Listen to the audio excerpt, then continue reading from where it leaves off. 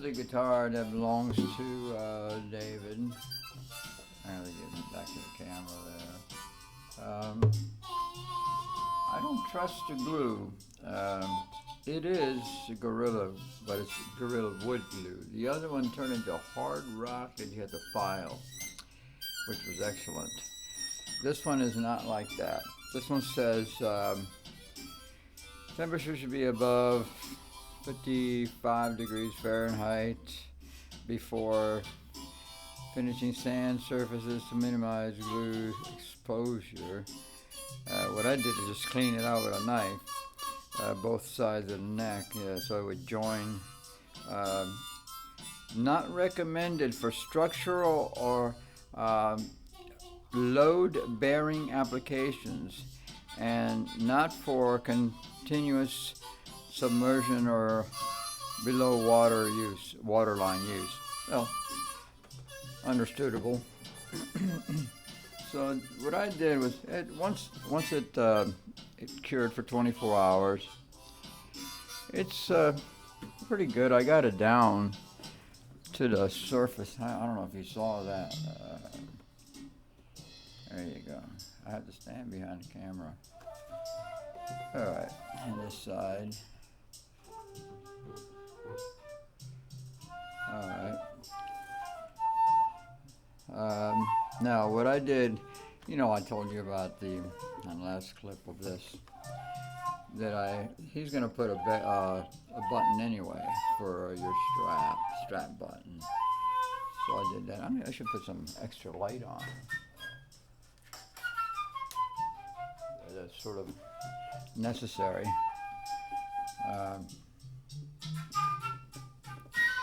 So that's what it looks like. Once he gets the strap button, or I couldn't find one of mine. I usually keep parts, but I guess I ran through them.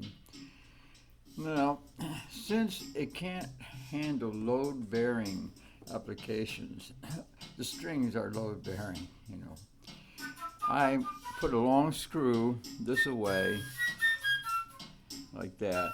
I countersunk it. I don't know if you can see it. But that screw is going all the way to this part of the neck. And I actually hit the truss rod because the screw would not go in. Actually, I pre-drilled it first. I used 2 levels of drill. The one that goes into this wood, smaller in diameter, and the one that goes into this wood, a little bit bigger, so it would get started. I've had guitars like this. On one guitar, I actually had to put 2 screws on it this way, but it wasn't broke like this. It still had a good heel on it. This is a church-going guitar is what I call them. You can see it says Jesus and there's a crown, but not of thorns. There's a gold crown. And behind it says Squire, if you can actually read that. So that's one of his little worship guitars. Apparently, it's not no electronics in it. Truss rod has gotten this way. So that's what I hit when I went drilling through this, and the drill wouldn't go any further. I said, "Oh, that's it on that." Next, I texted him to buy some strings, and I showed him the Earthwood extra lights, because I don't recommend heavy gauge strings on this thing. It's it was in 2 pieces, and the kind of glue he got me is not the kind that a luthier would normally use. It's good enough to join it together, but as far as load bearing, I have to do this screw thing.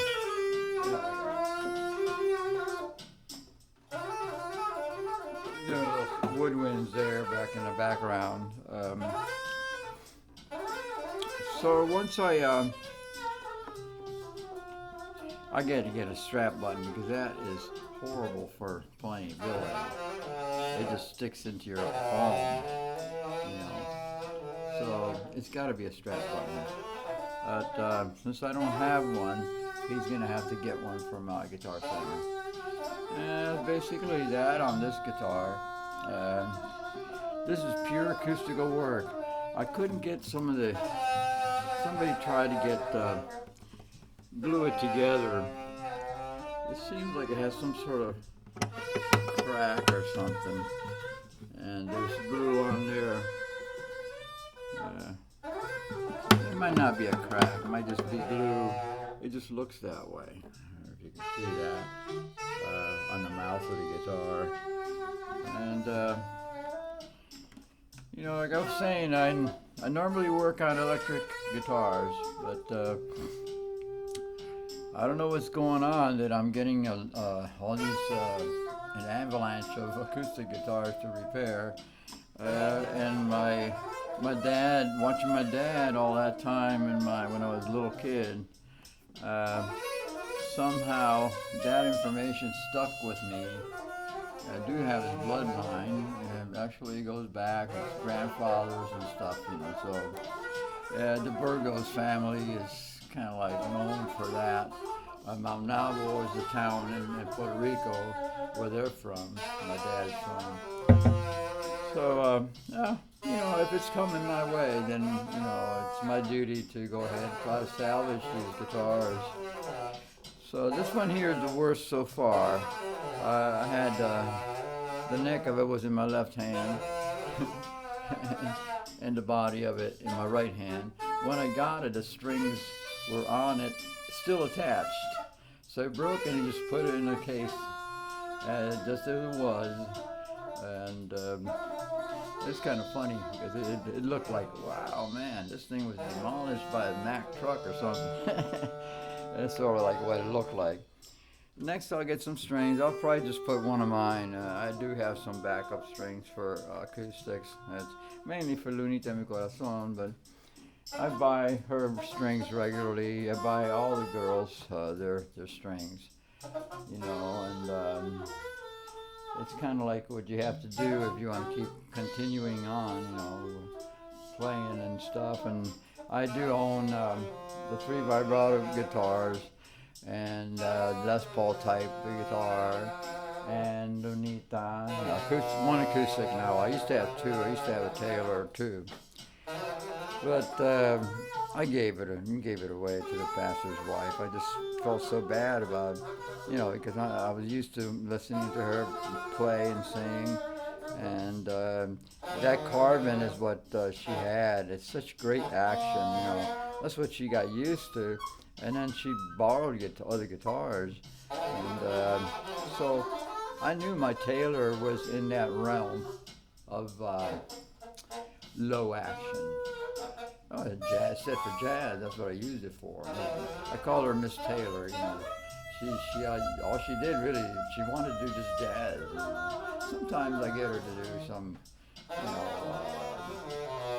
some other stuff, folky stuff, but it's kind of like the guitar itself almost speaks to you. You know, Lunita likes doing it, but she likes jazz. You know, she had an ego about jazz. That was Miss Taylor, but now she's got to play Spanish music, and you know, along with her singing, with the pastor's wife singing. But, you know, she's one of the singers, so you know. At any rate, I got to get back to work here. I'm going to put some strings on it and play it and see if it's lined up. And if it's not lined up, the only thing I got left to do is line it up by notching the bridge and the neck. Because I kind of took a ruler to it. I'll show you that ruler.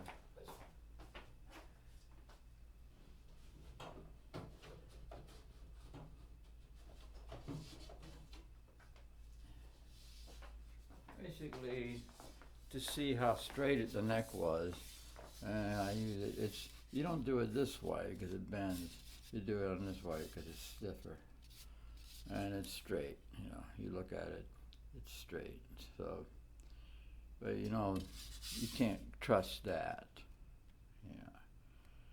So you go by that, but that's only more or less. It's not until you put at least 2 strings on it, the first string and the 6th string, and compare it to the sides of the neck. It should be even on both sides.